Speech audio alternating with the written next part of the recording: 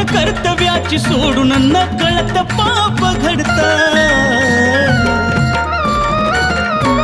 या मानवी जीवनात चुकीचं पाऊल पडतं, वाट कर्तव्याची सोडून नकळत पाप घडतं। थारा देईना कुणी लागना या मेळ, थारा देईना कुणी लागना ग मेळ। कधी येईल येडू चांगली माझी वेळ, गाग जीवनाचा लावलास खेळ। कधी येईल येडू चांगली माझी वेळ, गाग जीवनाचा लावलास खेळ।